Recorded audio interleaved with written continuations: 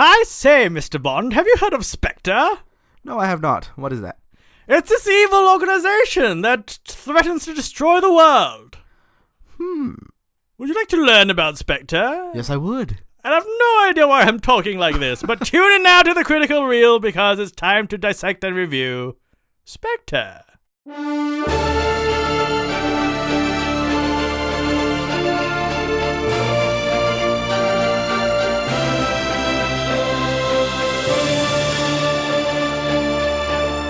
Hello, everybody, and welcome to episode 16 of the Critical Reel, the podcast that strives to take down evil organizations like Spectre, and then still try and find the time and energy to walk away with the goal. And if there's any time and energy left, it might also take a movie from the week, break it open, and review it.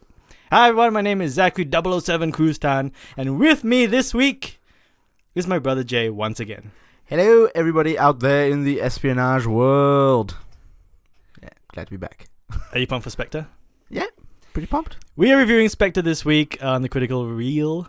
This is, as I said last week, this is James Bond week here on the Critical Reel. Well, it's not so much a week, but it's kind of James Bond weekish because we've got this episode today where we are going to be reviewing and dissecting Spectre like we do every week. Yep. But later on in the week, this week, we're also going to have a very special episode where I'm going to rank all 24 James Bond movies from the worst to the best.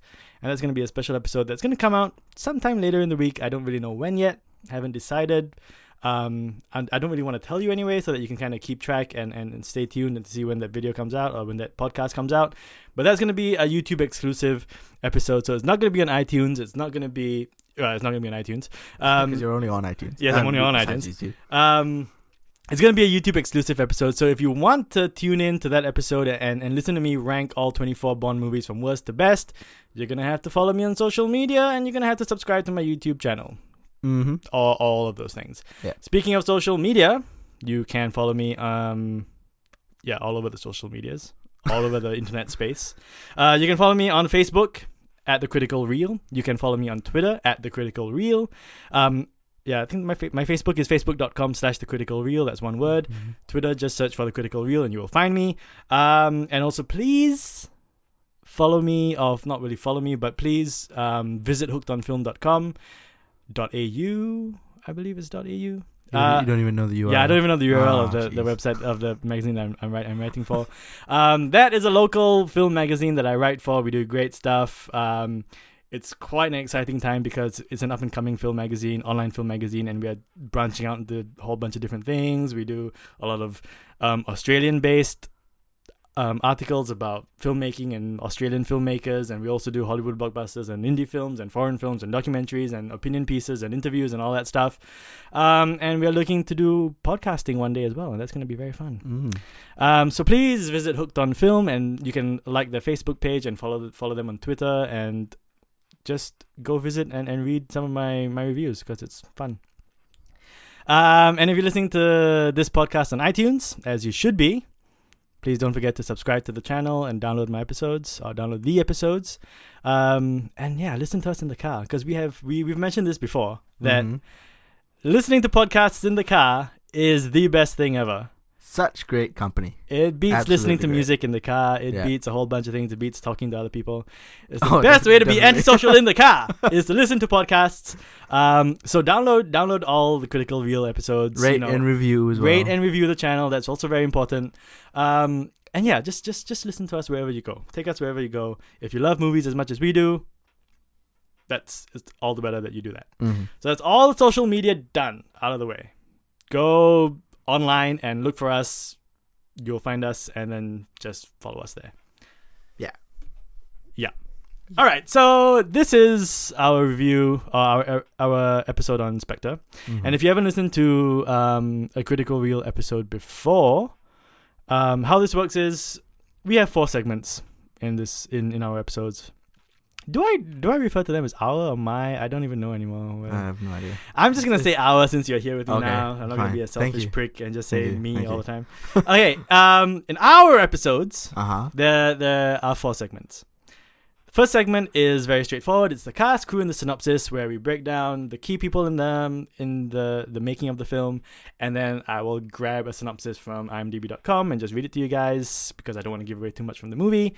The second segment is the background and the production of the film, and that's where, it speaks for itself. It's where I tell you about the background, the history of the film, the history of the production of the film. The third segment is the review segment, and that again speaks for itself. And the last segment is the recommended viewings, and this is where we pick movies that we think will supplement and support your viewing of that week's movie. And they don't necessarily have to be good movies. I could pick a bad movie because you should see it as a lesson on what you should not do, for example. As long as it kind of relates to the film that we're talking about or how it would affect your viewing experience. Yes. Whether it's good or bad, if it affects your viewing experience, I could recommend it. Doesn't matter. So those are the 4 segments in case this is the first Critical Reel episode you're listening to.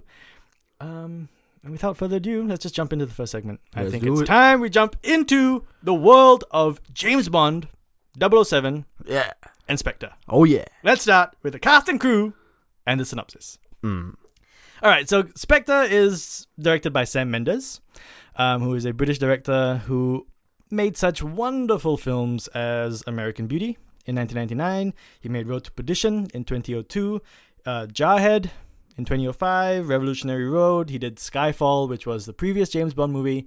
And there are a whole bunch of stats and facts surrounding, that this is like this is the first time that a director has helmed 2 consecutive James Bond movies since I can't remember when. But, there's a whole bunch of stats surrounding Sam Mendes doing, the second James Bond movie. Consecutive James Bond movies. It was written by John Logan, Neil Purvis, Robert Wade, and Jez Butterworth. And Jez Butterworth more recently wrote Edge of Tomorrow, or co-wrote Edge of Tomorrow, and co-wrote Black Mass, which you can find on the Critical Reel, because if I'm not wrong, Black Mass was the first episode I did in this format. Oh, yeah.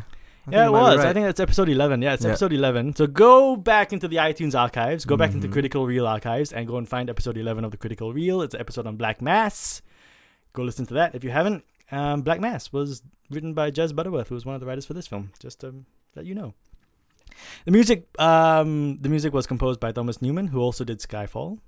And Thomas Newman he's quite a distinctive musical composer.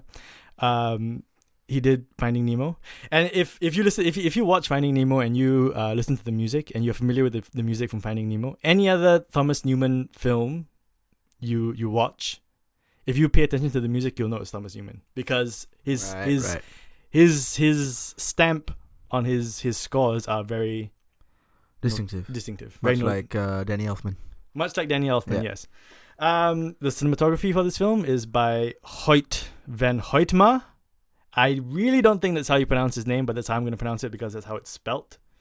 Hoyt van Hoytma, who I believe also did the cinematography for Interstellar. And he replaced Roger Deakins. Yeah. Roger Deakins was supposed to do this film because he did Skyfall. Yeah, and I'm very sad that he didn't. Yeah, I know, because Jay is such a big fan of Roger Deakins. He is my favorite cinematographer. Yeah, so he was supposed to do Spectre as well, but he was replaced by Hoyt van Hoytma. Is it because he did Sicario, or...? Probably. Right, okay. Probably. So he chose to do Sicario instead of Spectre. That's interesting. Well, he did one James. I don't know. He did a James Bond movie. Maybe I have no idea. I didn't research that into the reasons why he left. I just know that he was replaced by Hoyt van Hoytma, who is quite a renowned cinematographer in his own right.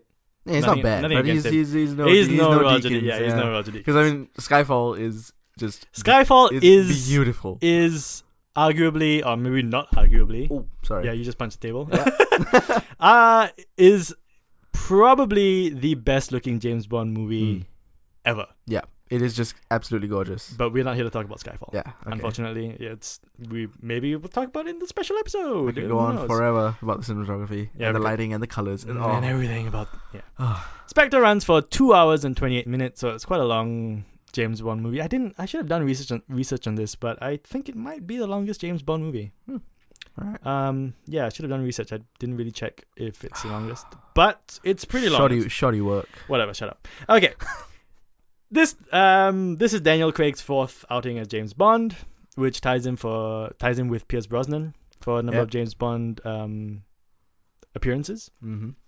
And the film also stars Léa Seydoux. Yeah, Léa Seydoux. Who plays Madeleine Swan. Christoph Waltz, who plays Franz Oberhauser.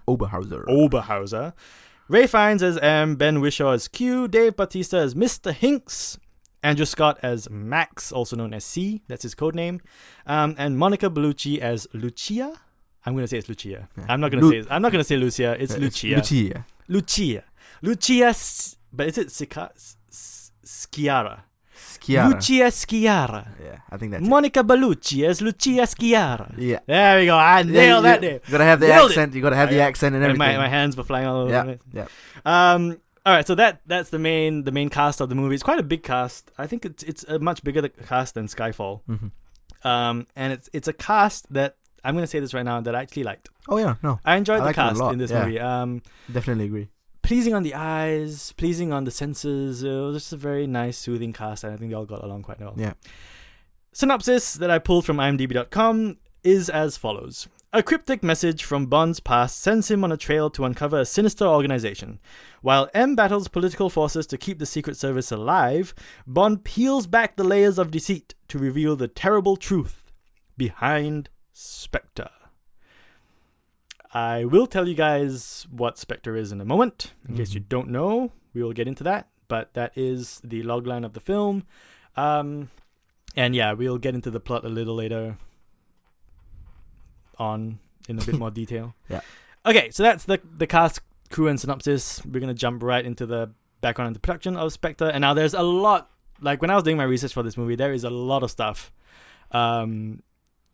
regarding the history of this movie and the just the amount of information on Spectre that I found was just so massive and so overwhelming. Really? So I'm not. Yeah, it's a lot. It's and that's why I can't imagine what it's gonna be like to do research for Star Wars. Oh my god, Force Awakens. I can't imagine what that is. I think I'm really looking forward to doing that episode. I'm gonna have to read essay after essay. I think when I do my research for that. Okay. So speaking of Star Wars, let's just tell everyone that we're going to be one of the first people to ever to watch it. We're going for the 12:15 a.m. screening on the day that Star Wars opens in Australia. We are going for the 12:15 a.m. That's just our moment to be geeky right there. Yeah, and we're going to see Star Wars. We're looking forward to it. We just hope it doesn't flop. I'm nervous and just completely rip our guts out. I'm equally nervous as I am looking forward to it. Okay, but never mind. This is not. It's not. Yeah, we'll save that for the Star Wars episode. All right. Okay. So it's time for the background and production. So I tried to trim, some of the information down. This was like when we did our Psycho episode, and there was just so much history and information regarding Psycho that there was just no way to talk about all of them. So trim stuff down, pick the important things. Cut out the fat. Cut out the fat. Okay, so Spectre, in case you guys don't know, or you might know but you've forgotten, Spectre stands for the Special Executive for Counterintelligence, Terrorism, Revenge, and Extortion. And that's just one of the things that it stands for. It stood for like a number of things over the years. I think Ian Fleming has stated that it actually stands for something else. But that's the one that I'm going with because that's the most well-known one.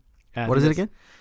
Special Executive. So the SP is from Special Executive for Counterintelligence, Terrorism, Revenge, and Extortion. Okay. That's what it is. Got it. Which I think is a ridiculous name because why would you be so proud to have we are the Special Executives for Counterintelligence, Terrorism, Revenge, and Extortion. Like, that's what we do. All right, anyway. Branding yourself as terrorist. Yeah, exactly. Spectre, as an organization, has appeared in 6 other official Bond movies. And I say official Bond movies because we know that there have been unofficial Bond movies. Yep. There was a Casino Royale in 1967, I think. And there was an unofficial Sean Connery one called Never Say Never Again, which was a remake of Thunderball, which is an official James Bond movie. So there's an official James Bond movie canon and there's an unofficial one. So we're only going to be talking about the official ones, the Eon production ones. Yeah. So Spectre as an organization has appeared in 6 other official Bond movies. First in Dr. No, and then in Thunderball, You Only Live Twice, From Russia with Love, Diamonds Are Forever, and On Her Majesty's Secret Service. So by the time I think Roger Moore came on board, Spectre was nowhere to be seen. It was mainly the early Sean Connery, George Lazenby period where Spectre made appearances. Mm-hmm. All right, so there was a long-standing lawsuit or long-standing feud between Ian Fleming and Kevin McClory. And now, who is Kevin McClory? Kevin McClory is the man responsible for bringing James Bond to the screen, for adapting Ian Fleming's novels. Is this guy called Kevin McClory? So was he a writer? He was a writer, he was a producer, he was a whole bunch of things. Oh, okay. And he was responsible for adapting Fleming's novels to screen. And there was a huge feud between the two men, Fleming and McClory, over the rights to Spectre, because and this all started in 1961 when Thunderball, the movie, was just about to get made from novel to screen, and what essentially this was the two men fighting over the rights to Spectre, and because they could never settle it, it went on for years, and because they couldn't settle it, Blofeld, in a lot of the early movies, was never really addressed by name because they really couldn't mention his name due to rights and all that stuff. But finally, after years and decades of fighting, in 2013, November of 2013, MGM was like, I've had enough of all this fighting. I'm going to buy the rights to Spectre. And they did. So they got the rights. They settled with the McClory household. The McClory household, the McClory estate, and they got the rights. And what they did was they dropped the acronym from Spectre. So instead of having Spectre in all capital letters to mean special, it's just the word. It's just the word Spectre. Okay. So they dropped the acronym. That's much better. It's kind of like a compensation. It's like a code word kind of. It's compensation for getting the rights and all that. They dropped the acronym. Right. And now it's just a word. Yeah. So if you notice, the name of this movie, Spectre, is not in all caps. It's just the word Spectre, which I actually wondered about because I knew Spectre was an organization. Yeah. I mean, it's like Chaos from Get Smart. It's like S.H.I.E.L.D., where it's all caps. And so I was wondering why the movie was in all caps, and now I know. Yeah. In doing research, you find out these things. Okay, so despite being an original story, which is what Spectre is, because all Fleming's novels have run dry, I think all that's left are short stories that might be adapted one day, but this is an original story. Spectre draws from Ian Fleming's source material. Yeah. And most notably the character of Franz Oberhauser, played by Christoph Waltz, because Oberhauser shares a name with Hans Oberhauser, who is a background character in the short story Octopussy from the Octopussy and Living Daylights collection, which is a collection of short stories that Ian Fleming wrote. So it draws a little bit from Ian Fleming's writing, but it's essentially an original story. Mendes stated in 2013 that he would not be returning for this movie. He said that he was only going to do Skyfall, and then he kind of recanted his statement because he said that the movie screenplay was very interesting. Oh, okay. So he was like, I don't want to do this anymore, but the movie looks good. I'll do it anyway. I'm going to come back and do it. In December of 2014, the cast was revealed at 007 Stage. Did you know the 007 Stage? What is that? It's an actual sound stage in Pinewood Studios in Buckinghamshire, England, that is dedicated to James Bond. So I think, I didn't do like my research thing, but I think James Bond movies dating back to like The Spy Who Loved Me, and I think even before that, were all filmed at 007 Studios, or the 007 Soundstage at Pinewood Studios. It is called the 007 Soundstage. Right. I had no idea. Yeah, pretty interesting. So the cast was revealed at the Soundstage in December 2014. Mendes wanted a more experienced actor to take on the role of Bond girl for this film, because he cast a relatively unknown actress in Skyfall, Berenice Marlowe, who was that Asian European mixed lady, and he just wanted someone more experienced to play Madeline Swan, and therefore chose Léa Seydoux, who, as you all know, has been in heaps of movies. Yeah. She was in Mission Impossible, Ghost Protocol. Ghost Protocol. She was in Blues the Warmest Color. And I think all of you might have seen her first in Inglourious Bastards. That's where that's where I first saw her, was Inglourious Bastards. And now she's everywhere, and so she was cast as Madeline Swan. Oh, and also, Monica Bellucci, at age 50, marks the oldest Bond girl to have ever appeared on screen. Although, you know, that's really a Bond girl, though. I was just gonna say that. I think it's debate. Well, the broad definition of Bond girl is, as long as you are a woman and you appear in a James Bond movie, you're a Bond girl. You're a Bond girl. Okay. That is the broad definition. Although it is debatable, because I don't think she qualifies as a Bond villain. We're not going to really say why. Oh, I guess we could. It's just that no spoilers, but she just doesn't appear very much in the movie. So I don't. And when you see the movie, you will know why we don't think she qualifies as a Bond girl. Mm-hmm. Plain and simple. Principal photography started in England on 8th December 2014, then moved to Austria later in the month, around the Solden, Obertiliac, and Lake Altusee regions of Austria. Yeah, I completely butchered those pronunciations, but I'm not German, I don't care. There were several injuries during the filming in Austria, particularly to Daniel Craig. He had a sprained knee when he did one of the stunts. James Bond is all hurt. That poor baby. And there was serious injuries to a filming crew vehicle. A filming vehicle crew, not a filming crew vehicle. Okay. Yeah, there's no injury to the vehicle. There's injuries to the crew. How did they get these injuries? God knows. Oh, okay. What kind of injuries? God knows. Okay. Just that one of them was in critical condition. That's all. Oh, shit. Yeah. Well, that's what happens when you go on a film set. Yeah. A high action film set. Things are bound to go wrong. Yeah, you gotta be prepared for all this stuff. Yeah. Photography then moved to Rome, Mexico City, went back to England, and then on to Morocco. And what's interesting is that in Rome, there's the car chase scene in Rome, and a lot of government bodies and a lot of organizations in Rome kind of protested the film being shot there, because they were afraid that they're going to damage historical landmarks, and they're going to, just bastardize the place. And you're actually going to say something about the cars in this movie, because the cars, in case for all you gearheads, petrol heads. Yeah. Gearheads is American. Yes. James Bond drives an Aston Martin DB10. Yes. Which and this, by the way, the Aston Martin CEO tweeted during the production of the movie. He said, and I quote, "The DB10 is strictly created for James Bond and strictly limited to 10 cars only. Yeah. It is the most exclusive car of the DB series ever." Mm-hmm. So only 10 of the cars, the Aston Martins that you see in the movie, were made. And I think they destroyed all of them. I think they destroyed 8 of them. They destroyed 8 of them. Yep. They destroyed like $36 million US dollars worth of Aston Martins in this movie, which is absolutely ridiculous. They had 10. They destroyed 8, and then 2 of them were showpieces. Right. And they were never intended to be sold, were they? No. Yeah, it was just strictly for the movie. And so the DB10 has a 4-liter V8 that was taken out of the V8 Vantage. This is all for this is for all my petrol heads out there. It's okay. All right. The engine was taken out of a V8 Vantage. Yes. Okay. It has a 4-liter V8. All right. That's it. Okay. Yeah, that's all for the DB10. Yes, and the other car in the chase is the Jaguar CX-75, driven by Mr. Hinks. If you've forgotten already, Mr. Hinks is Batista. Yeah.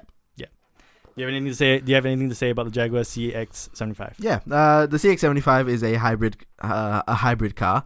It has 4 electric motors, 1 for each wheel, which is pretty interesting. And there is a diesel-powered engine that charges the batteries that run the electric motors. So it's a hybrid.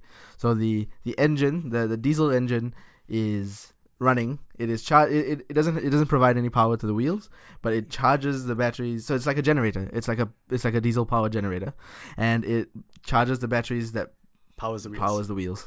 Yeah. Have they produced this car for general production? Yeah. Well, it was, of course it started as a concept, but I can't remember the year that it was released, but it wasn't made for this film. Let's just say that. Okay, fair enough. Yeah. Whatever it is, they are crazy cars. Yeah. And it was a pretty neat car chase. Okay, in Mexico... That's debatable.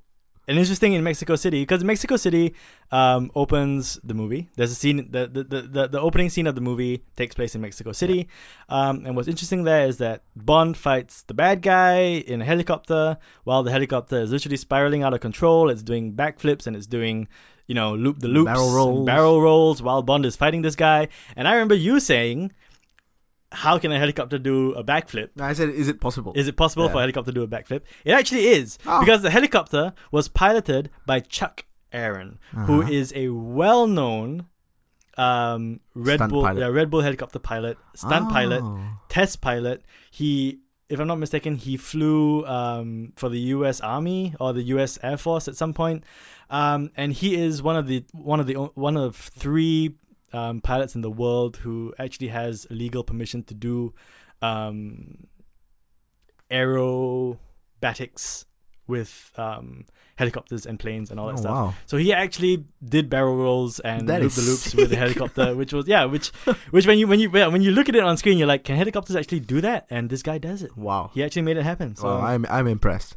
Yeah, so am I. And then moving went to Morocco, and I think that was the last place they filmed before doing pickups and all that stuff. And what's interesting about the Morocco shoot is that it set the shoot there in Morocco set the Guinness World Record for the largest film stunt explosion ever. Oh, is that the largest? Yes, the largest. Wow, okay. We can't really say what the explosion is. It's sort of a spoiler, but it's a pretty big explosion. It's a huge ass explosion. Yeah. And I suppose if you're familiar with James Bond and Spectre, you might have an idea of what kind of explosion it would be, but yeah, it's a huge explosion. Yeah. And we didn't know that it was big enough to set a Guinness World Record, and apparently it is. Because I remember when I was watching it, I was like, holy shit, this is a huge explosion. But I didn't know it was the biggest. That's pretty cool. It's the biggest. And what's interesting and what I like is the fact that Hoyt van Hoytma, the cinematographer, the DOP, shot the film on 35mm film stock. So it's not a digital film, it's a film. Right. Which is good because... I knew that because I saw a production photo of the camera operator and there was a big film canister behind him. Yeah, it's so great to see films that are still being shot on film these days. Because, we don't have anything against digital, but Christopher Nolan actually said something interesting about digital and film. He was like, watching a movie in digital is like just watching TV on a giant big screen. That's all it is. That there is something about the film medium that has to be retained. To him, the experience of watching a movie includes the medium that it's filmed on. Right. And he thinks that he thinks that film affects your viewing experience of a movie. Whereas if you just film everything on digital, it's like you're watching a TV show but on a big screen, which in some ways I tend to agree with. Yeah. Anyway, I'm digressing. That's not important. Yeah. Principal photography ended on the 5th of July, 2015. So, really less than 6 months ago, they were still shooting this movie. That is incredible. That's incredible post-production turnover right there. God. Yeah, that's special effects, CGI, everything, color correction. That is insane. Editing. Sound mixing. My god. Sound mixing for a 2.5 hour movie done in the span of 3 months or less. I mean, wow, I'm actually stunned. Yeah, it's quick turnaround because they shot for about 135 days. Long time. It was a long principal photography shoot.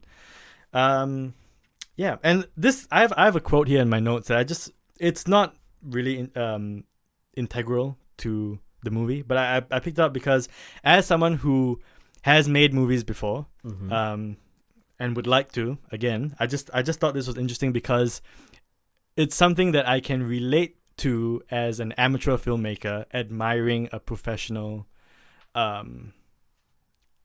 production.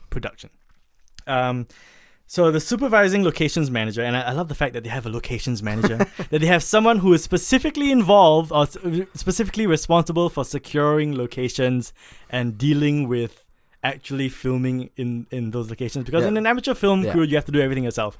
But now they actually have someone who's responsible for that. Anyway, her name is Emma Pill, and she said that the biggest challenge for them was to light the River Thames. There's a sequence that takes place along the River Thames. The biggest challenge was to light the river at night. This involved weeks of preparation. We lit under each arch of Vauxhall, Lambeth and Westminster Bridge, 17 arches in total. These lights then remained in position for 5 weeks. We also lit the river from 10 rooftops along the bank of the Thames, from Vauxhall Bridge to Hungerford Bridge, working with Lambeth Palace, Tate Britain and the Royal Parks to gain permission. We also worked very closely with the House of Commons, Country Hall and the London Eye to keep various lights on and off, or to change the colour of their lights for each night shoot. Each night shoot involved a location team of nearly 200 personnel that included marshals, security, traffic management and police officers. And then she added, that's a lot of radios to hand out and coordinate on a night, but it ran extremely smoothly each time. And I just think that's incredible. That is just insane. To shoot one sequence on the river. Absolutely insane. Yeah, they had to just organize so many different people, the UK government, and to actually allow like these buildings that are actually standing there to control their lights and to organize with these people who are not part of the film crew. They are part of the city council to coordinate their lights on and off, to change the colors of their buildings' lights just to suit the shot. Oh my god, that's incredible. I can really respect that from an amateur point of view, because that's kind of like what we have to do for a lot of our film shoots, but on a much smaller scale. This is a huge scale. This is getting an entire city almost to comply with your needs for shooting a movie. Yeah, it's absolutely insane. All right, and then just a few short facts about Spectre. It's the only Bond movie to show Moneypenny's house or apartment, the inside of Moneypenny's apartment, which I thought was interesting, because it's 53 years and we've never seen Moneypenny's house or apartment or where she lives or anything of that sort. This is the first time we do. And directors who were thought of to direct this movie included Ang Lee, which is an interesting choice. Yeah. Very interesting choice. Tom Hooper, who directed Les Mis and King's Speech. Right. David Yates, who did a couple of the Harry Potter movies. Danny Boyle, and the biggest one was Christopher Nolan. And it's actually rumored that he's going to take over the franchise. I would be very happy if he took over the franchise. I would be as well. I know Christopher Nolan has a lot of haters out there, especially after Interstellar, because a lot of people hated Interstellar for whatever reason. For the record, we liked Interstellar. Yeah, we really liked Interstellar. Yeah. And we still admire Christopher Nolan. Even though I would really like for him to return to the more humble movies. I think he's done his fair share of blockbusters. Yeah. I think it's time for him to return to the Memento, the Prestige kind of. Prestige, even the Prestige, which is kind of semi-blockbuster but not really blockbuster. Yep. I think it's time for him to return to that. But I would really like to see Christopher Nolan take on a Bond movie. That would be so good. And he seems like the prime candidate to do so, because I don't think Sam Mendes is going to come back and do Bond 25. So if Christopher Nolan is the one who's going to do it, I'm more than happy. Yeah. I think if Christopher Nolan did a James Bond film, it would be sort of in the same vein as Inception, like the way it looks and the way it feels. Because like Inception felt almost like an espionage kind of film, even though it wasn't a spy film, it felt like it was. So I think if he does do a James Bond film, it would be in that kind of style, which would be so good. Which I think would work for the movie as well. Well, one can only hope. Yeah. Do you want to know who was originally thought of to play Oberhauser? One choice I think you will definitely agree with, because I would really have loved to see him in the role. Okay. And the other one is like, what? The really good one is Gary Oldman. He was considered to play Oberhauser. I think that would have been absolutely fantastic. God, that would have been perfect. I'm going to say this right now. I think Gary Oldman is probably one of the most underrated actors of all time. Yes. Like, everyone is going on about how Leo has not won an Academy Award and how can Leonardo DiCaprio not win an award and he should win. Gary Oldman has not won an Academy Award. And I think Gary Oldman should win one before Leonardo DiCaprio any day. I think he's a better actor. More deserving. I mean... Okay, I don't want to be a fanboy now, but Gary Oldman is probably one of my favorite actors, and I think he definitely deserves an Academy Award. And he would have been spectacular as Franz Oberhauser in a Bond movie. He really would have been. How great would that be? And the other one is Chiwetel Ejiofor. Oh, what? Yeah, I know what. Yeah, that is actually what my reaction is. Oh my god. Yeah, that would have been weird though. Yeah, I've never seen him play a villain before, so I don't know. That could be interesting. Oh, and another reason why Gary Oldman would be so good is because we haven't seen him act with an English accent in quite a while, right? Like we got the Dark Knight trilogy where he played an American, and then we have Dawn of the Planet of the Apes where he played an American. And when was the last time? What was his last film where he actually played an Englishman? Yeah, you're right. Because even in RoboCop, he was an American, I believe. Or actually, he might have been British. I can't remember what his accent was in that movie. I think it was American. I think he was, yeah. He was wasn't he American in Fifth Element as well? Yeah, but that's a long time ago. No, I think talking about recent movies. Yeah, what was his last role as an Englishman? I can't remember. All right. Okay. Well. Yeah, but see, it would be nice to bring the Brit back to James Bond, the Brit villain back to James Bond, which would be interesting. Which would have been interesting. Yes. Do you want to know who was slated to write perform the song? Because I know you love this song. You love the Spectre theme song. Okay, wait. Let me just clear that up. That's sarcasm right there. That is sarcasm because I do not like the song. This is gonna be. You're gonna love this even more. Do you want to know who are some of the candidates who are supposed to perform this song? Oh God, Are supposed to write the Spectre theme song? I don't know. Ed Sheeran. Okay, one is Lana Del Rey. All right. Who I think is out of these choices, I think she would have been. That's not bad. Well, there's another one. The second one is okay as well because I can kind of see her doing it. Lana Del Rey is the first one. The second one is Sia. Oh, she would have been good. She would have been an interesting choice to do a Bond song. I think she would have been good. Yeah. Yeah, because she doesn't do very poppy stuff, so she might have been a good choice. Yeah. Yeah, and then we've got Ed Sheeran. Oh God, it was one of him. He was he was one of them. Yes, he was one of them. Oh man. No, the last one is even worse. Rihanna. Oh my God. And she was actually supposed to make a cameo in the movie as well. I'm so thankful that she didn't. She was supposed to write the song for Spectre, and thank God she didn't. Well, but then again, the song's not very good anyway. Yeah, it went to Sam Smith anyway. Yeah. So we will. I think. It should have been Sia. I really think it should have been Sia. That's a shame. Are you going to be talking about the song in your review segment? Yeah. You are going to... Okay. Yeah. So we'll leave it there. All right. So that does it for the background of the production of Spectre. Mm-hmm. It was quite lengthy. It could have been way lengthier because there's a lot of stuff that I didn't talk about. But I just gave you the juicy bits about the production and the background of the movie. It's time to jump into the review segment. And this is essentially where we discuss the movie, our opinions and what we liked and what we didn't like, and what our overall feelings toward the movie were. So are you gonna talk about how we break down this segment into 5 Oh different yes. segments? I did this for my last episode. Mm-hmm. And in case you didn't listen to that, and you know what, maybe you didn't because it was about Freeheld, which was an average movie. Right. The review segment is gonna be broken down into 5 sub segments. And segments, yeah. Don't worry about it. I mean, this is nothing for you guys to remember. This is just for us to organize our thoughts and to make things a bit clearer. If you're confused by it, don't be. Just listen and enjoy. We're breaking it down into good, so the good points, the bad points, our overall verdict and summation of our points, and then we have our best moment and our worst moment. So those are the 5 sub-segments of our review segment. And like I said, that's just for us to organize. You guys don't have to worry about anything. Let's start with the good. Do you want to go? Yeah, you want to go first? We can kind of do it together as we go along. What I liked about this movie, what I liked about Spectre was, I don't know if you can relate to this because admittedly you haven't seen a lot of the older James Bond movies. Oh, okay. But I thought that many times during Spectre there was an old school Bond feel to this movie.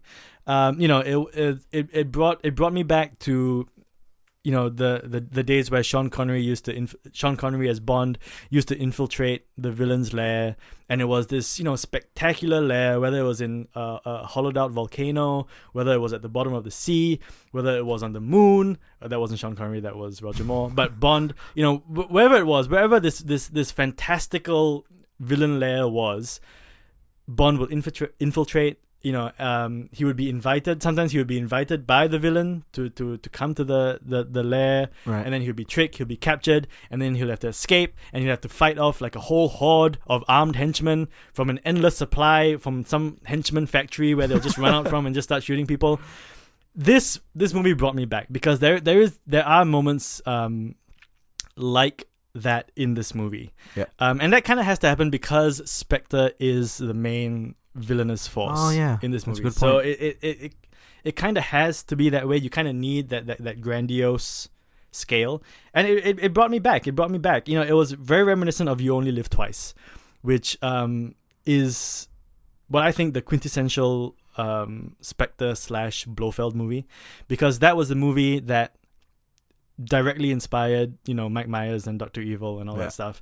So was that the one with the Leia in the hollowed out volcano? Yes. Oh, okay. And that look, Donald Pleasance played Blofeld in that movie, and that because Blofeld has been played by numerous actors, so not the same actor. It's like different incarnations of Blofeld throughout the movies. Right.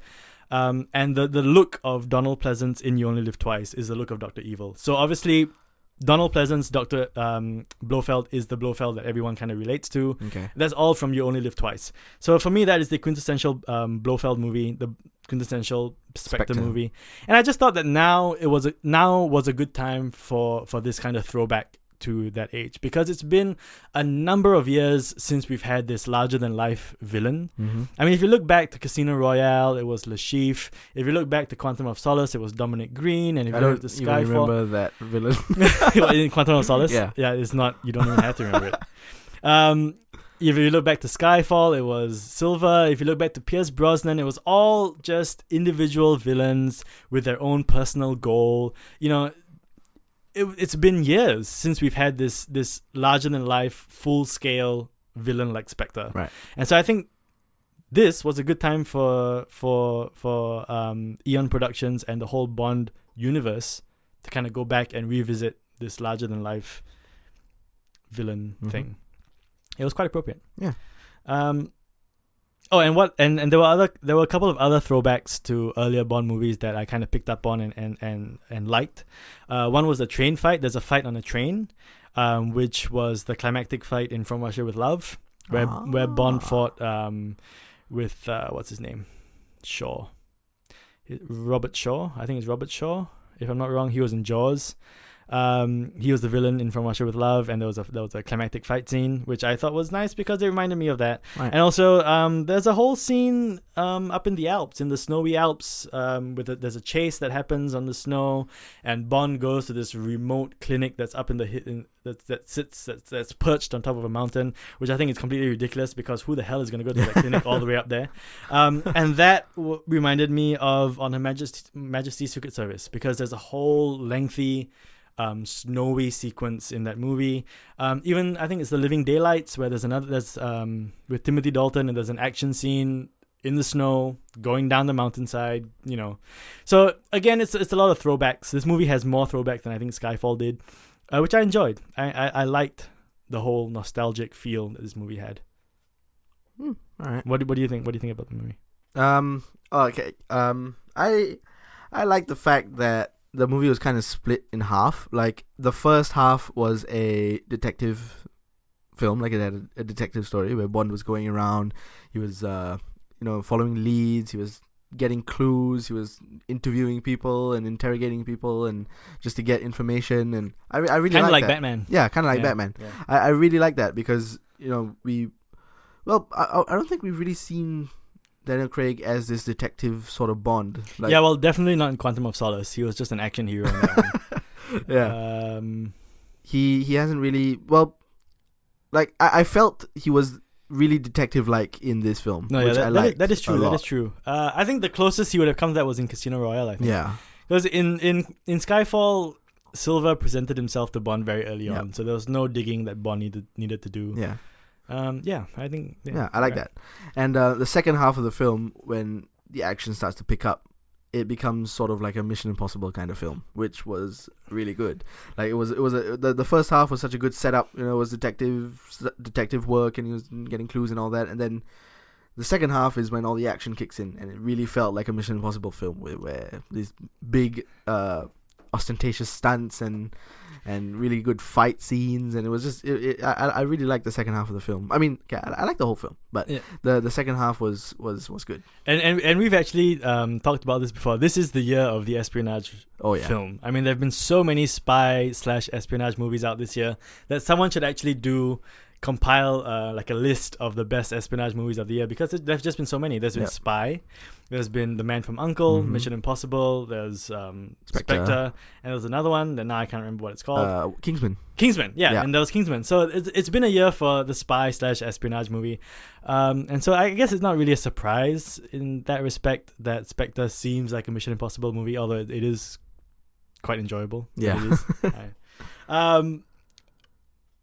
I was looking forward when I saw the trailer for this movie. I was looking forward to Batista clashing with Daniel Craig, because Batista he plays Mr. Hinks, who is this ginormous killing machine, and I knew from the trailer alone, because I didn't really know what Batista's place in the story was, but I knew from the trailer alone that he was going to clash with James Bond. Yeah. And I was looking forward to him clashing with James Bond. I kind of talk about that later on. Yeah. But yeah, I carry on. Okay, it's fine. Because I'm still on my good points. Yeah. I have to say, and this point is a half and half, because I have half of it in the good point and half in the bad point. The fight between James Bond and Mr. Hinks was actually everything I hoped for. Yeah. Like, that fight actually lived up to all my expectations, because it was a complete brawl in the train. What are you gonna say? Nothing. Why? What? Nothing. Okay. Yeah. It was a complete brawl in the train, and it really was the fight that I kind of expected and I wanted, because Bond was really up against the wall in this fight. He couldn't do anything to break Batista. He would throw punches and they wouldn't affect Batista at all, and Batista would just fling him across the room. I enjoyed the fight tremendously. And what do you have to say about this? Because you're looking at me like... No. Say it! No, because I want to talk about it later on. Okay. Yeah. Another thing that I liked about the movie was that you really get a sense of Spectre's scale. Oh, yes. You get the sense that this is a huge organization. Yep. And a scary one. That's a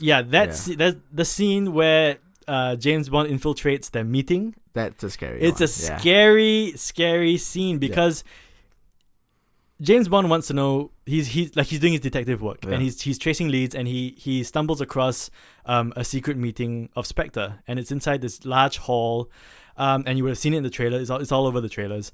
That scene is such an eerie, and it's an unnerving scene, because he walks in, a fish out of water. He walks into this room, and he is standing in a room filled with Spectre agents, and Spectre is the James Bond nemesis. Yeah.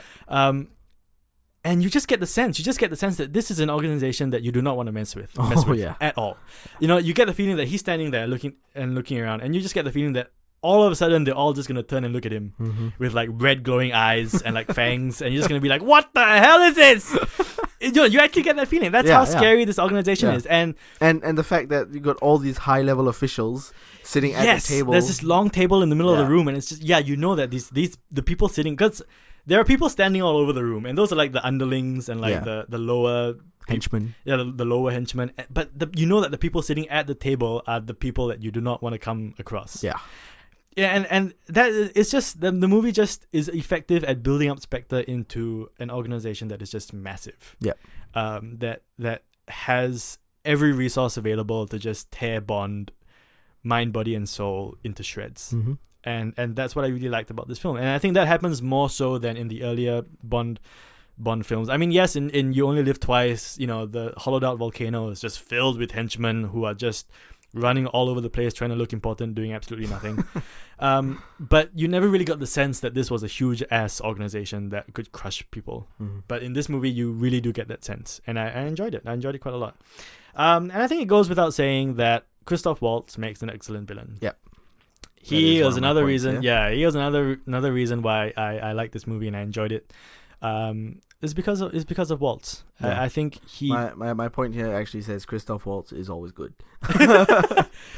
That is true. Yeah, I have not seen him in a bad Three Musketeers.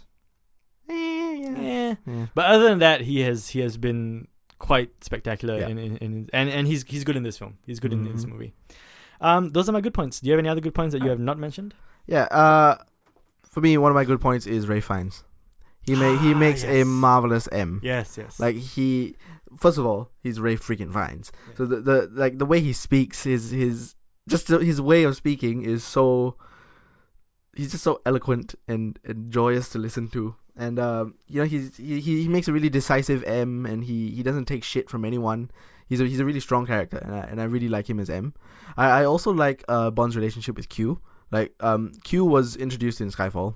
Yeah. This incarnation of Q. Yeah.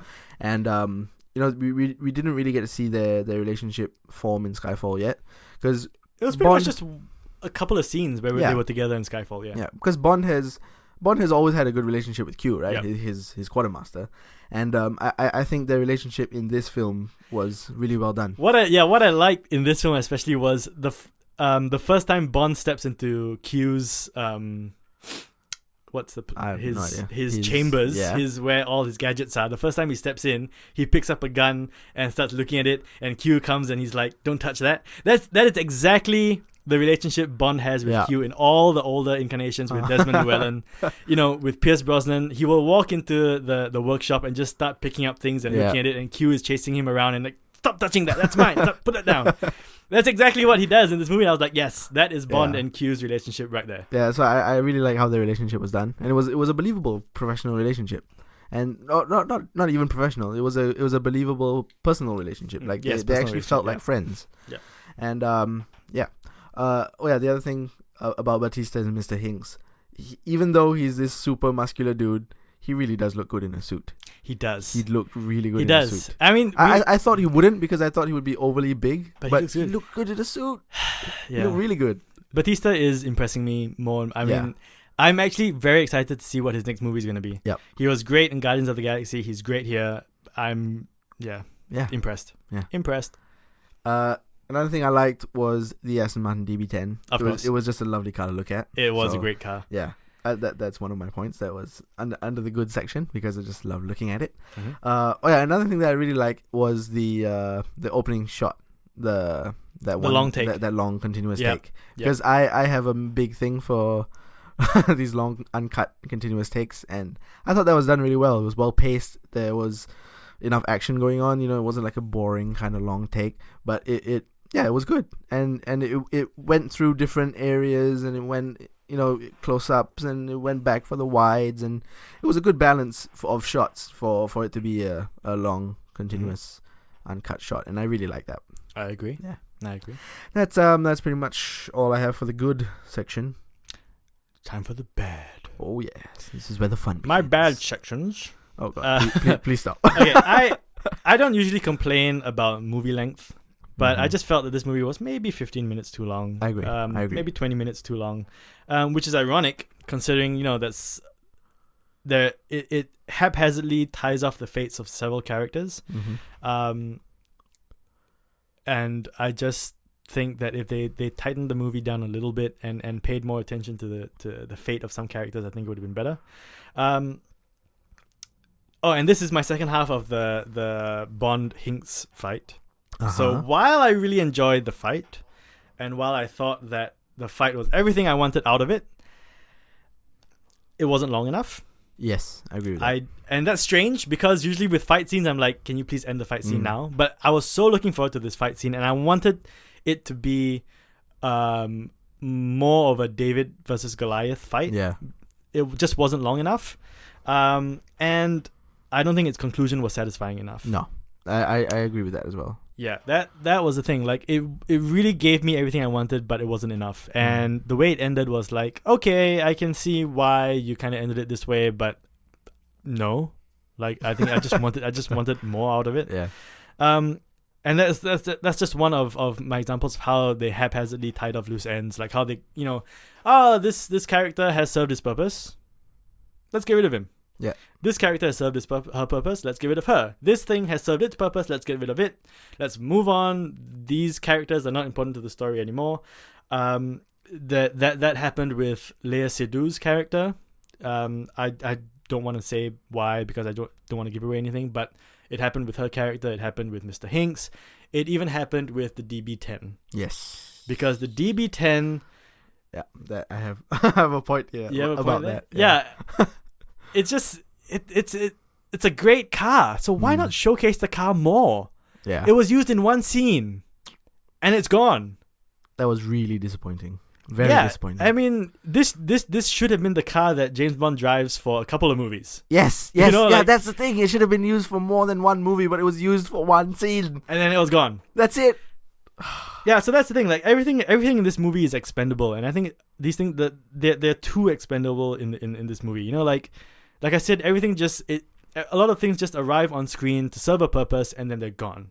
Or they arrive on screen to create some kind of conflict or some kind of contradiction, and then they're gone. Even Andrew Scott, who plays C, and don't really want to say who C is. All I can say is that he's this guy who is trying to get rid of the 00 program. From MI5. Yeah, he's from MI5. So he's a British guy. And he's pretty much, I mean, he's essentially on the same side as the MI6 and the 00 program because he's in the British intelligence. Mm-hmm. But he thinks that the 007 is obsolete. So he's trying to dissolve the 00 program permanently and create like a unified security system that unifies all countries all over the world. Yeah.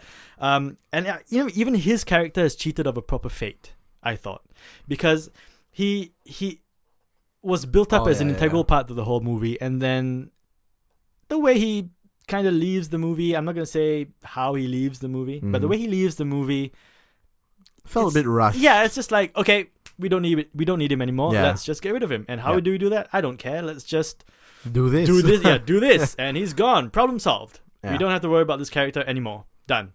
So it's just that kind of haphazardness that I didn't really fancy about the film. And my last bad point is the romance. Yeah, I mean, look. It's a Bond film. Yeah, look, James Bond is James Bond. Romance is the name of the game. Yeah. But you see, the thing is, and I said this before, romance for James Bond is a chore. Mm-hmm. He doesn't put his heart and soul into romance. He uses romance as a tool to get what he wants. Unless it's Casino Royale. Yeah, but see, that was because he just started out being Bond. Yeah, he wasn't true. Bond fully yet, yeah. and he was young and naive, and he fell in love. Yeah. But see, that the what happened in Casino Royale with Vesper Lynd, that is what has molded him into the Bond that we all know. Yeah. The Bond who is promiscuous, but sex means nothing to him. Love means nothing to him. Romance. He only does tool. it for like information and. That's it. He does it for fun, and then it's gone. Yeah. But the romance in this film kind of made it seem like it was something that was gonna last. Yeah. And I didn't like it. No. I didn't like the fact that here is Bond falling in love, presumably, and being in something for a long-term thing. Yeah. Unless it's their way of saying that this version of Bond is ready to leave the 007 program and he's going to settle down. That would be interesting. That would be interesting. Yeah. I mean, the movie kind of leaves an open doorway for that kind of path, but it's just some parts of the romance not handled particularly well. No. And I'm not gonna say now because I'm gonna say it later. Yeah. I'm fairly certain we have the same thing. Yeah. So yeah, it's just I didn't like the romance. I mean, like I said, you kind of expect romance to happen in a Bond movie, but it has to be fleeting and then it's gone. And that is fleeting. Yeah, it just has to be fleeting. Yeah. But it wasn't in this movie, yeah. Unfortunately. All right, what are your bad points? All right. I will start with the opening credits and the theme song. Of course. Yes. Of course, yes. The opening credits were... lackluster. What? Lackluster. Yes, they were kind of weird as well. Opening credits just was a bit weird. Like all these tentacles and stuff. But the song really hits a nerve. Well, the tentacles things is because Spectre. But Spectre is the octopus. Yes, I know. But it just okay. it was done pretty weirdly. Okay, fair enough. And yeah, that's the theme song. Yeah, you hate this theme song, don't I you? really do. Well, first of all, I'm not a fan of Sam Smith. I actually really loathe the way he sings. I think he has a good voice. All right, Yeah. he has a good voice. He has a powerful voice, but just the way he uses his voice is pretty annoying, especially in this song. Like there's this weird falsetto stuff that he does that just really does not work. I can't get over how much I don't like this song. It's an awkward song. Yes, I think it doesn't have a nice ebb and flow like Skyfall does. Yeah. I agree, it's an awkward song. Mm-hmm. But like I said, I don't think it's the worst Bond song. Probably not. And I will probably talk about Bond songs when I do the ranking of my movies. Yeah. I will talk about all the Bond songs and kind of tell you which I think is the worst or the best. I don't know. I'm not a fan of Writings on the Wall either. But I just don't think it's the worst. No, I don't think it's the worst either. It's just that I really don't like it. Yeah, hit you the wrong way. Yes, big time. Okay, another thing that I didn't like was the car chase. I was not a fan of the car chase. Okay, why? Between Bond and Hinks. Why?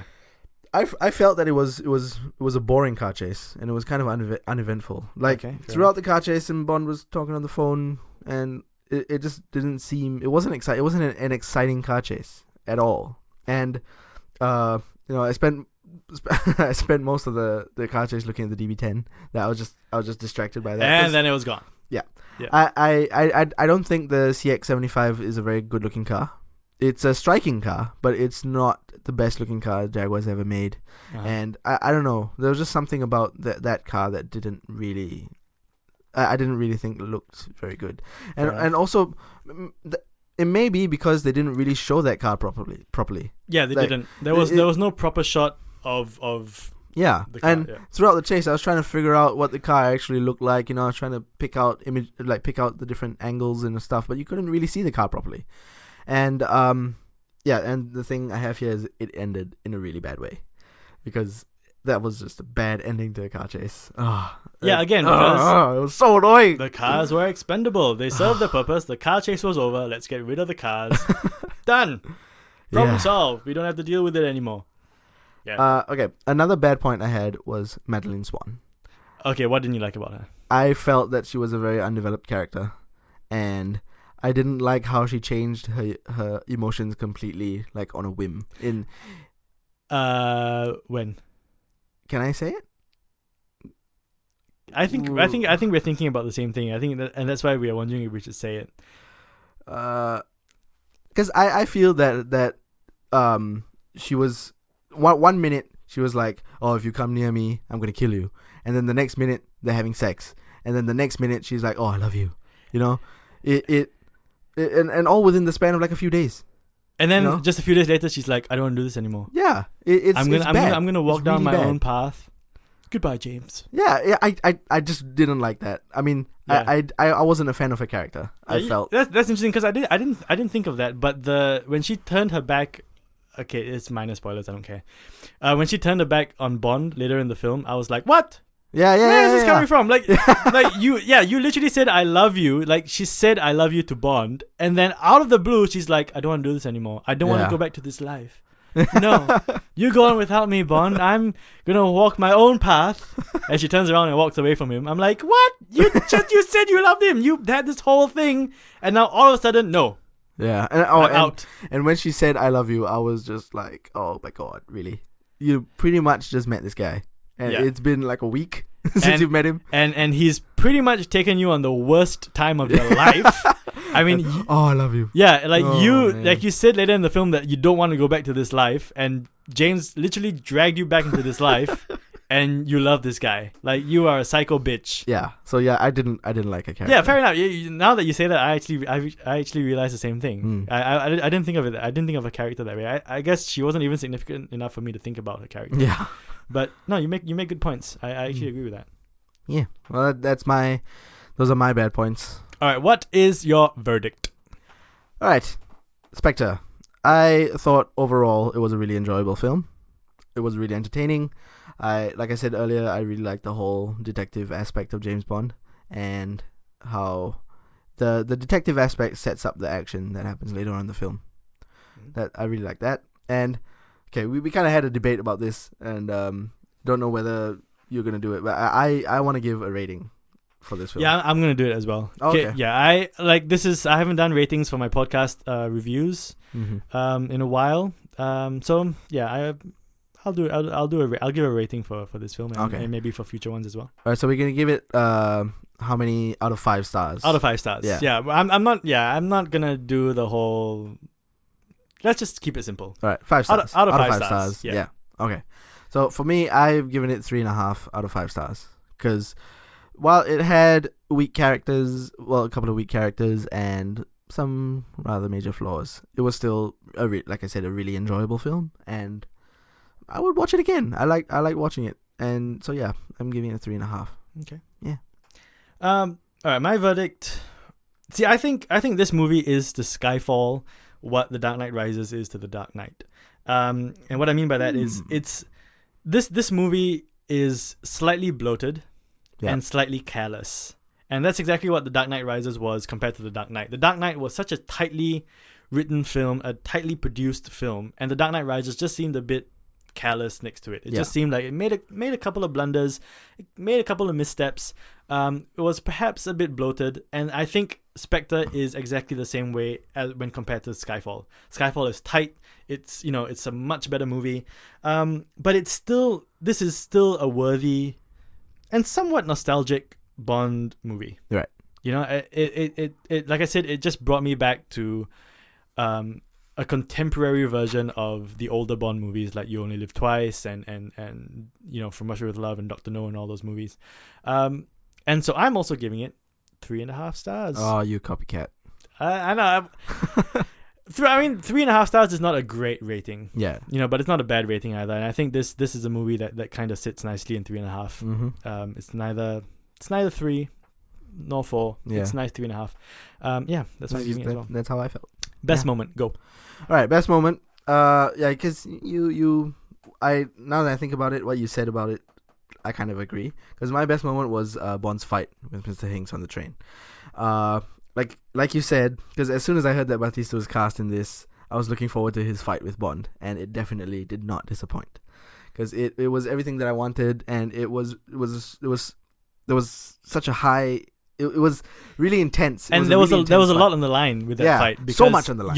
He could easily have killed Bond. Yes. And Bond was completely overpowered, and he faced defeat. He was so close to just being killed. Yeah. And that fight was really good. But I do agree that it definitely needed to be longer. Does your best moment lead into your worst moment? Yes. We're definitely on the same page for our worst moment, that's for sure. My best moment it's a cop-out. I admit my best moment is a cop-out. And I do this sometimes when I can't pinpoint a specific moment in a movie. I do tend to cop-out. For me, my best moment is any scene with Waltz. Aww. Yeah, I know. But I enjoyed Christoph Waltz in this. Oh, yeah.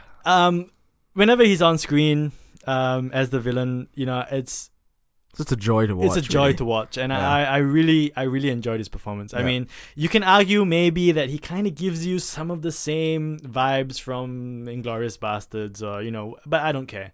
He plays a completely different character in this movie, and he delivers very satisfactory. Satisfactory. No, forget it. He delivers. Period. Yes. Done. That's my cop out best moment. I was going to choose I was going to choose the that opening continuous shot as my best moment. But I think that I only love that because I have this like huge thing for these long takes. It's just a bit too subjective. Maybe. Yeah. Fair enough. So, what is your worst moment of this movie? My worst moment is what happens after that fight on the train. Directly after the fight on the train. Literally, as soon as the fight ends, the next line is the worst. Yeah. Okay. Let's. I'll paint the picture. All right. Bond and Hinks are fighting. Yes. Bond gets rid of Hinks. I'm not gonna tell you how. Hinks is out of the picture. Swan is like, and Bond is like panting on the floor, and Swan, he like, literally just stared death in the face. Yeah, so he's like, oh my god, I'm still alive. Yeah, and then Swan comes in, and she's like, so, what do we do now? Boom! They're having sex in the train cabin. That's it. They're kissing, and clothes are flying off, and they're getting it on. That's right after Bond was almost killed by Batista. She comes in and they're having sex, and this is that there was no romance between them. Before this, there was no romance. All of a sudden they're having sex on the train. Like I said earlier, she was like, "Oh, if you come near me, I'm gonna kill you." And then after this fight, she's like, "All right, what do we do now? Sex." Yeah. But it was the most, besides the theme song, it was the most cringeworthy moment of this. She must have been standing back and watching Bond fight Hinks and just like hyperventilating. And like, oh my god, look at that Bond! I'm so turned on right now. I want to have sex with him. Because that's what it seemed like. Yeah, that's exactly what it seemed like. I agree that's also my worst moment of the movie. Yeah. It's just a movie that comes out of nowhere. A moment. What did I just say? That's a movie that comes out of nowhere. It's an entire movie that comes out of nowhere. Yeah, it's a moment that comes out of nowhere, and it's just wrong. Yeah, it was shouldn't really have happened. Bad. And also because up to that point, I was kind of hoping that no romance would form between them. Well, it's Bond. Yeah, but Bond. Skyfall. What romance formed in Skyfall? No. Fair enough. No. Yeah. Not a single one. Mm. And that's another reason why Skyfall was a good movie. Yeah, that's also because M was the Bond girl. Yeah, M was the very weird Bond girl in Skyfall, so romance was not possible. Yeah.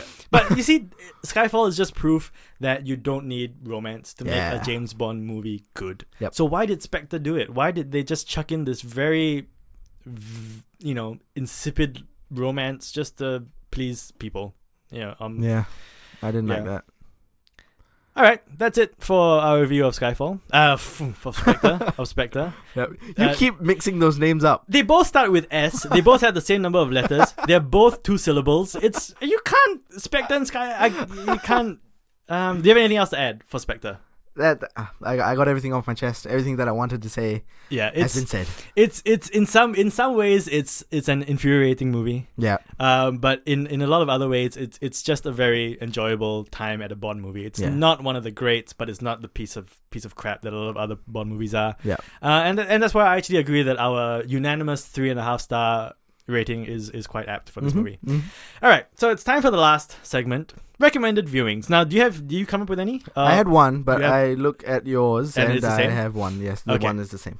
All right, so then you just do you want to? Yeah, you can. Okay, you can I'll just all right, okay. So, I've got 2 recommended viewings this week.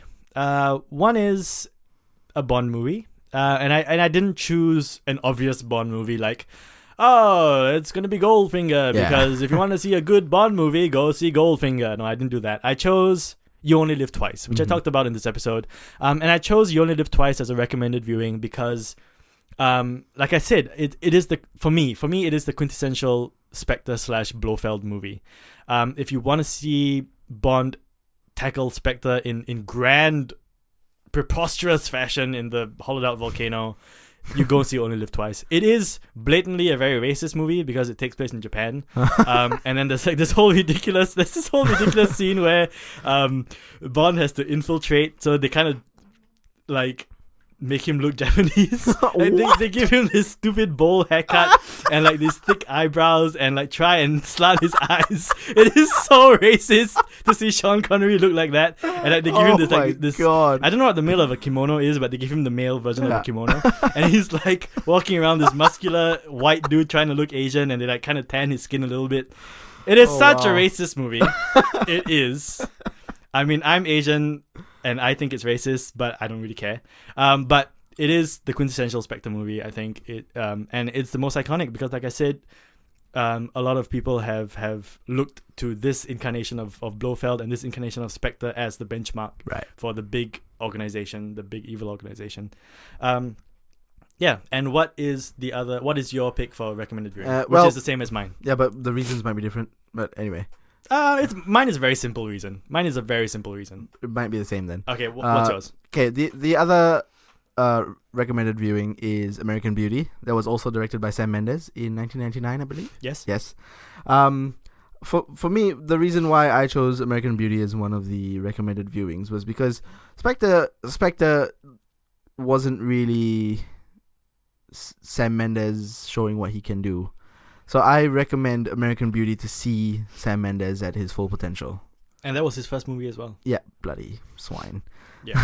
It's a very similar reason. I just picked American Beauty because that for me is Sam Mendes' best movie. Right. So if you want to see Sam Mendes at his best, go see American Beauty. That's exactly what I chose. I haven't seen all his movies. He did Away We Go, which I've not heard of that. Yeah, I haven't seen that, and I haven't seen Revolutionary Road either. Mm-hmm. But I've seen all his others, and I still think American Beauty is his best film. I am not picking the obvious choice because it won the Academy Award and whatever. It is genuinely a good film. I mean, Kevin Spacey is amazing in that movie, and Kevin Spacey was actually rumored to play the villain in Skyfall, which I think would have been wonderful. Yeah. And there were rumors circulating that he was going to play the villain in Spectre, but he kind of denied those rumors. So yeah, Kevin Spacey, Sam Mendes, go and see American Beauty. And yeah, that's my second choice for recommended viewings as well. Yeah.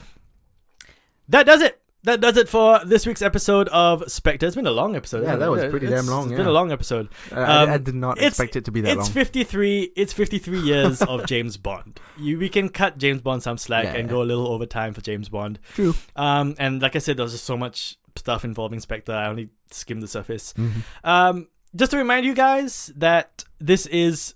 I'm doing inverted commas right now, but this is the week of James Bond on the Critical Reel. Yep. We've got this episode done, the review of Spectre, and coming up later in the week, as I said last week and at the start of this episode, there will be a YouTube exclusive podcast episode where I rank all 24 Bond movies from the worst to the best. And I'm gonna slot Spectre in somewhere. I don't know where it's gonna be yet because my list is not finalized. But I'm excited to see where I'm gonna rank Spectre in the whole list. That's gonna be another long episode. Yeah, that's gonna be a long episode, but that's fine. Yeah, it's Bond. It's just talking about Bond, ranking all the Bond movies. You don't know if you're gonna be joining me for that episode? I don't know because I have not seen all of the films. Yeah, you haven't so seen all the I'm films. not sure if I'll be here for that episode. Fair enough. Yeah, I would like to be though. I mean, I could give my opinion on the films that I have seen, which actually is not many because I haven't really seen many of the old ones. So I will leave the decision up to you, but do let me know if you're going to join me for that episode. Okay. And that, as I said, that episode is not going to be on iTunes. So if you are listening to this podcast on iTunes, as you should be, the only way you're going to be able to listen to this YouTube exclusive episode is to either subscribe to my YouTube channel, which is simply The Critical Reel, or to follow me on social media and to keep up to date because I'll be posting the link on social media and I'll be letting you guys know when it's coming out and all that stuff. Which leads me right into the social media plugs once again. You can find me on Facebook at facebook.com/thecriticalreel. You can find me on Twitter at thecriticalreel. Go visit hookedonfilm.com.au for more of my written reviews and for just great film stuff from a Perth-based film magazine. And yeah, if you on iTunes, just don't forget to subscribe to the channel, rate and review, and download my episodes. Just the usual stuff, to get the channel going. Because, yeah, it's great. Do you have any last words, Mr. Moneypenny? Mr. Moneypenny. I don't know. You're a guy. Yeah. Mr. Money. You can follow me on Twitter at DialogueSC, and that's dialogue with the UE at the back, not OG. And just tweet some random thoughts and some random shit about movies and sports and stuff. Like I tweet quite a lot when I'm watching sports. Yeah, just like I tweet quite a lot when I watch stupid shows like Supergirl. Oh man, I just go on a tirade when I watch that stuff. Oh man. So yeah, you can follow me on there. That's pretty much it. I don't have like a Facebook fan page or anything. So yeah.